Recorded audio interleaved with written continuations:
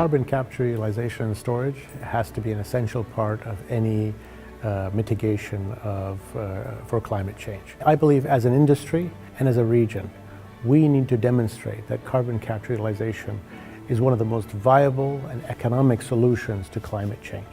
Well, OGCI is an oil and gas initiative, but we're actually very keen to collaborate. We must collaborate more broadly to really bring in all the different players that are required to help us deploy methane with almost no emissions, with low emissions, but also to help us deploy CCS. So we have to collaborate with other industries. Since the formation in 2014, we really have formed a really strong foundation. In 2017 and 2018, we have the Climate Investment Fund. We have the Year of Methane. Next year will be the Year of CCS. So there's a track record now of real momentum and I think real progress, setting high expectations of accomplishment. CCUS will bring a lot of opportunities to the economic diversification program. OGCI can do a lot helping the region. We do have great endowments of hydrocarbon, and we also do have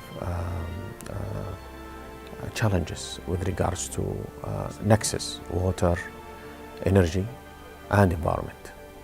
So all those challenges give this region a unique outlook. What we wanted to do is really look at those opportunities and see how can we now begin to scale that up and really increase the amount of CO2 capture and utilization and storage, because there is a window of 10 to 20 years in which CCUS has to play a key role. Globally, CCUS should be able to capture upwards of 850 million tons of CO2 annually. So within the OGCI CCUS workstream, we specifically are focusing on commercialization of CCUS. It's to break that cost, to understand that cost and the value that it's going to be adding to different economies. Putting those regulations or those policies in place to be able to enable CCUS as an industry is one of the key focuses of the OGCI CCUS workstream. So we're talking about trillions of dollars that the society at large has invested over the past decade to empower global economies. So now the challenge of climate change is about reducing emissions, about getting into net zero emission trajectories globally sometime in the around 2050.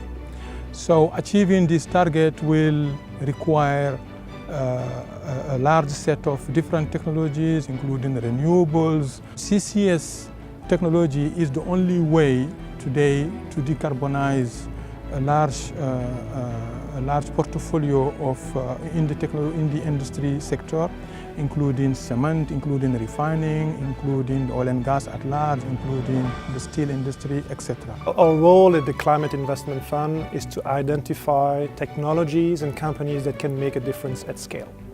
We've already identified a few.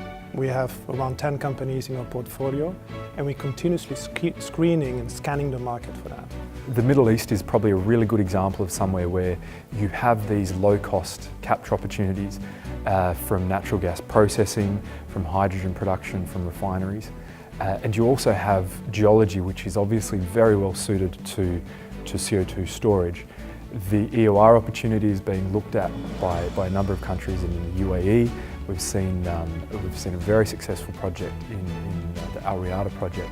So I think the Middle East region is certainly one that's ripe for some of these earlier opportunities.